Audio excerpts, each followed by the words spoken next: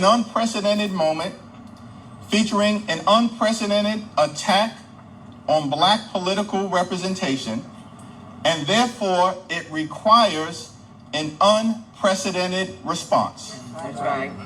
We are here standing in solidarity with the NAACP and its call for athletes to boycott institutions within the SEC that belong to states that have unleashed these Jim Crow-like racially oppressive tactics, which is unacceptable, unconscionable, and un-American. And we believe that the silence of these institutions is complicity.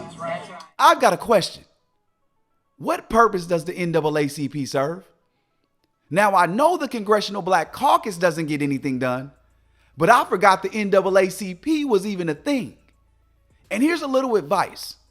Nobody refers to themselves as colored. So if you guys are going to be hanging around and collecting checks, let's at least get a think tank together and start working on a name change. Now to the subject at hand. From my perspective, this whole situation is absolutely diabolical. Why is millionaires like Hakeem Jeffries asking these young adults who's worked their whole lives and has the chance to get a great education and possibly create generational wealth to forego that opportunity all for their party's political gain? This is selfish and irresponsible to ask them to make up for your shortcomings. And my advice to these families and these young athletes, don't let these people make you crash out. Because once this voting rights mess goes away, and it will fade to the background, these people are going to be nowhere to be found. Now, with all that said, let's dive into this reaction video and shed some more light on why asking these young athletes to boycott the SEC is a terrible idea. What in the hell is going on with our politicians right now? I couldn't believe when I saw the NAACP along with some of the politicians in DC telling black athletes to boycott Southern schools over this redistricting. They started this whole gerrymandering, redistricting game. And guess what, guys? Now you either the party that won or you the party that lost. We have lost all credibility if we keep this up. Our politicians are completely disconnected from what's going on in the real world. The NAACP needs to reconvene and say, guys, we missing it on this because the only people we hurting is the black athlete. Why is it, guys, that when black people got to make a point, we always got to lose? Why is it that the least among us who were trying to come up from the bottom got to keep giving up in order so the person who's at the top, whose paycheck ain't been affected, can still stay comfortable? Come on now. Is anybody asking this question right here? Why isn't Chuck Schumer coming out asking all the white athletes to boycott by not playing? So we got the black people in Congress coming out saying, black athletes, go to HBCUs or don't go to those schools in the Southeastern Conference, right? Why isn't Chuck Schumer saying all the white athletes at the PWIs, I want y'all to boycott by not playing? Why are we the ones always throwing ourselves in front of the train? Have y'all seen the NAACP pushing this campaign called Out of Bounds? And what Out of Bounds is basically they want sound like they want black people that are alumni not to attend any PWI colleges in the South, like going to the games or anything like that. If you're a fan, they don't want you to go to the games. I'm assuming because if you're black. Just hear me out. And if you're an athlete about to attend these schools or going to these schools, they don't want you to go there either. And I think it's a crock of mess. Where was the NAACP at when this Chud the Builder guy in the South was causing havoc amongst black folks? Why the NAACP ain't speaking out on that? See, all the NAACP care about is what Democrat supporters and Democrat representatives, just the DNC think. You know what I'm saying? They want to push that on our young black athletes. Let me tell you something, young black athletes. Don't listen to the NAACP. They never listen to you. Let me say it once again. My black athletes, Do not listen to the NAACP. They do not listen to you. They don't care about you as a black person. All they care about is the immigrants, right? And all they care about is representatives that's about to lose their seats so they can keep their job. That's all they care about.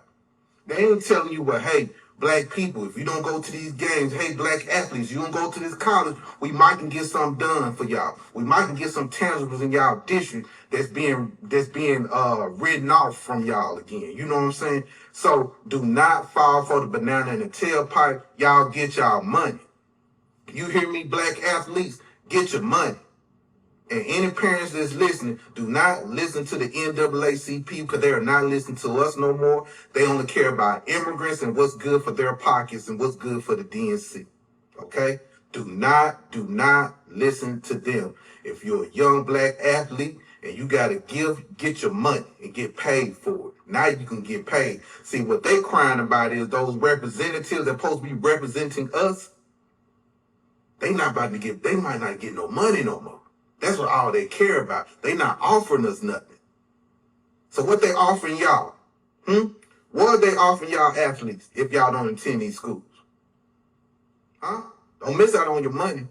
I would love for y'all to go to some HBCU schools. We would love you to come to the HBCU. But if you got some money on the table, take the money. Because guess what? Those same black representatives that represent us in these districts, they taking the money. They ain't giving us nothing in our communities.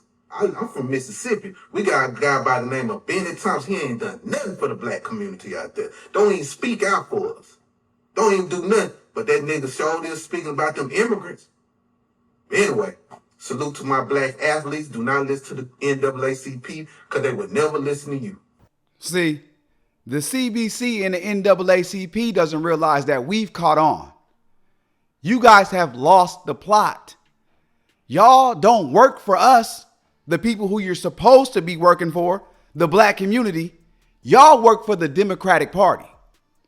So y'all don't do what's best for us. Y'all do what's best for them.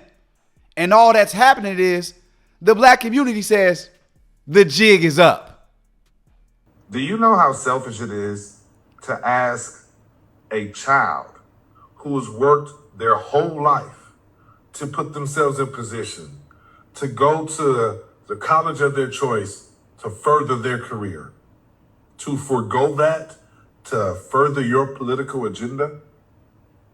NAACP, I'm talking to you. Because the reality is had you done more in those black communities, maybe those children wouldn't be in a position to have to rely on sports as their way to get out of the ghetto. Maybe they could have relied on other aspects of life from a systemic perspective to achieve their goals. But you've done nothing in their communities. So right now, the only way to escape generational poverty is through this academic scholarship, which could potentially lead to them becoming a professional athlete. Or at the minimum, getting them an education that they could then use to break that cycle. But you don't think they should do that because of your redistricting maps concerns. This is like some of the most selfish things I've ever heard. See, here's the thing. They keep telling me that we need representation. We're going to lose black representation. Representation without results means nothing. So if we got a bunch of black faces in Congress, a bunch of black faces in these seats like James Clyburn or Jim Clyburn, whatever his name is, and he's been there since the 90s, but the community he serves, nothing changes, then what good is he? None. Boycott the SEC. So I'm going to tell you where that's going to end up, and I'm going to tell you how. But first, before I do that, I want to ask, why now? Why not because there were no black presidents? Why not because they weren't educating the kids? This is not just an SEC problem. But let's stick with the SEC. And why not because there are no black coaches? Telling these kids and their families to boycott the SEC is like calling for war when you know you don't have to fight and your kids won't be drafted or won't end up in the front lines.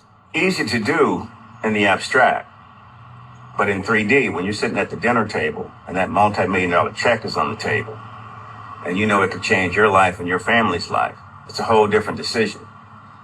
Also easy to do on the advice and being spearheaded by a wealthy person who's taking donor money.